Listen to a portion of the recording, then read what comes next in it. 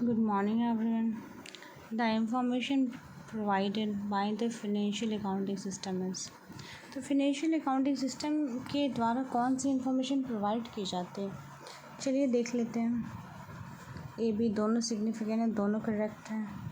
ए सही है, बी भी सही है। सिग्निफिकेंट इंफॉर्मेशन दी जाती है sufficient for smooth orderly and efficient conduct of business, तो ताकि हम बिज़नेस को स्मूथली रन कर सकें, ऑर्डरली फंक्शन में रन कर सकें, एफिशिएंट कंडक्ट से बिज़नेस को रन कर सकें। A very important component of an management accounting, management accounting का सबसे इम्पॉर्टेंट कंपोनेंट कौन सा है? Cost accounting. कॉस्ट अकाउंटिंग सबसे इम्पॉर्टेंट पार्ट है इसका। Which in following branches of the accounting are recent origin. Recent origin कौन से हैं? 2-3 देखो, social responsibility accounting. Which is the following branches of the accounting are recent origin. Social responsibility accounting, human resources accounting.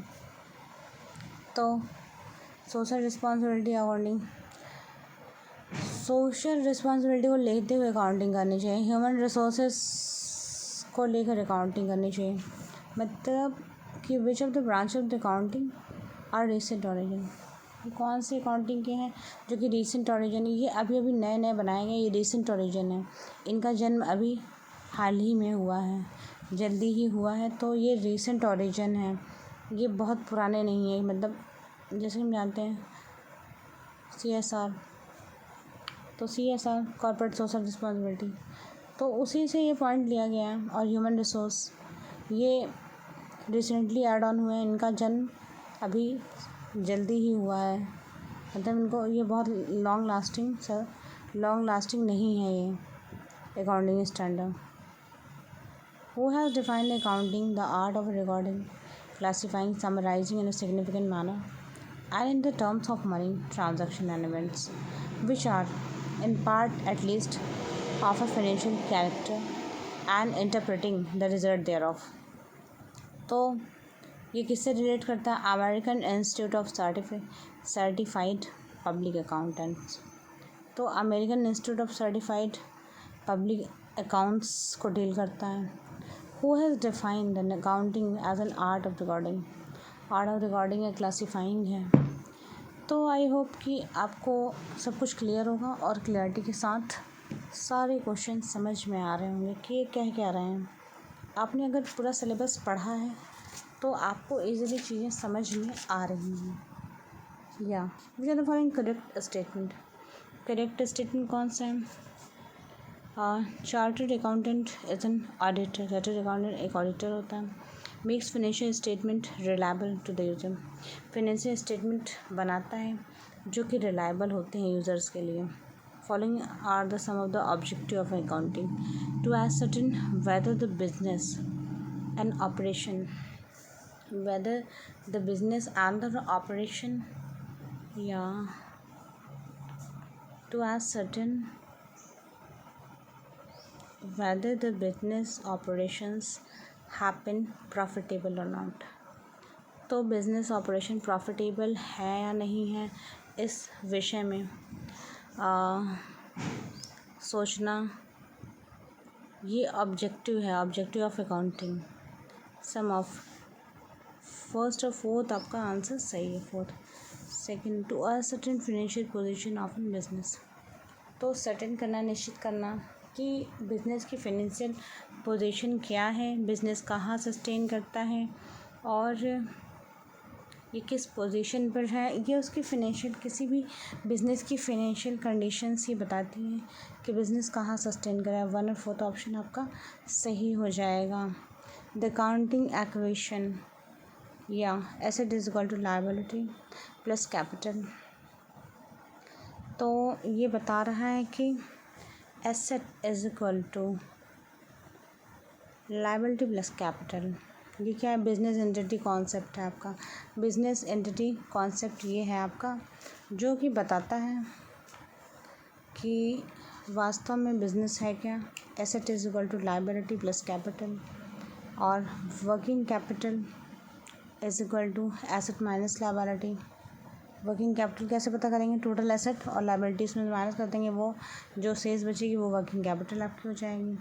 Business entity concept, ये asset is equal to liability plus capital. तो total asset क्या है, liability की जिम्मेदारी उठाते हुए आपके पास जो कैपिटल है वो है आपका बिजनेस एंटिटी का कॉन्सेप्ट है और वो आपकी टोटल एसेट है। Consider which of the following concept, और ये बिजनेस एंटिटी कॉन्सेप्ट है, going concern with the concept money measurement concept 1 to 4। तो अकाउंटिंग कॉन्सेप्ट क्या है, बिजनेस एंटिटी का कॉन्सेप्ट है, गोइंग कंसर्न कॉन्सेप्ट है, money measurement concept 1, 2 and 4th option is correct. Convention of consistency, accounting rules, practices and convention should not be changed from one year to another. It is convention of consistency. Convention of consistency है यहाँ पर। चलिए आगे देखते हैं क्या कह रहा है नेक्स्ट क्वेश्चन।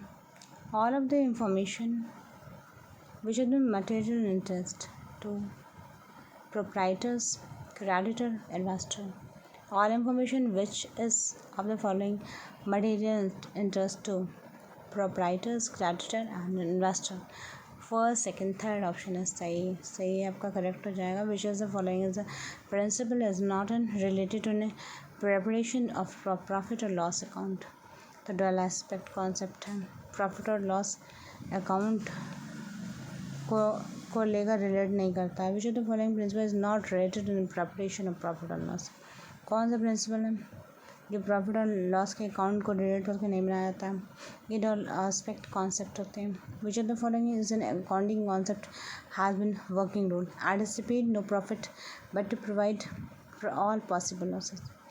तो प्रॉफिट के बारे में एंटिसिपेट नहीं करता है और सभी लॉसेस को जितना हो सके उसको प्रोवाइड करता है, फुलफिल करता है, provide for all the possible losses, और मतलब कंप्रीहेंड करता है चीज़ों को, क्षतिपूर्ति करता है आपकी। वो आपको सिर्फ प्रॉफिट जनरेटेड एक बिज़नेस के तौर पर नहीं देखता है, वो चीज़ें देखता है कि क्या हो रही हैं और उसके अकॉर्डिंग जो एस्पेक्ट वो ब्रिंग करता है वो होता है कि कंपनसेट करना, मतलब अपने सभी लॉसेस के लिए कंपनसेट तो वो कर रहा है, लेकिन मेन फोकस उसका प्रॉफिट पर नहीं होता है, ना ही प्रॉफिट को एंटिसिपेट करता है, उसका पूर्वानुमान लगाता है। एंटिसिपेशन का मतलब होता है पूर्वानुमान लगाना, पहले से पूर्वानुमान नहीं लगाता है, प्री एजम्पशन नहीं करता है, किसी प्रकार का प्री प्रिडिक्शन नहीं करता है। तो ये समझने योग्य बात है कि वो प्री प्रोडक्शन नहीं कर रहा है, किसी चीज़ का पूर्वानुमान नहीं लगा रहा, और सिर्फ प्रॉफिट जनरेटिंग मशीन की तरह सिर्फ प्रॉफिट जनरेट करना, प्रॉफिट बिल्ड करना उसका पर्पस नहीं है। उसका पर्पस है सभी लॉसेस को भी फुलफिल करना, और उसका मेन फोकस होता है कस्टमर सेटिस्फेक्शन का। तो वो रियल बिजनेस होता है जिसका मेन फोकस होता है कस्टमर सेटिस्फेक्शन का, ना कि सिर्फ प्रॉफिट जनरेशन का, कि प्रॉफिट जनरेट कर रही है वो कंपनी, वो संस्था, वो ऑर्गेनाइजेशन। तो ये हो गया आपका anticipate no profit but provide for all possible loss.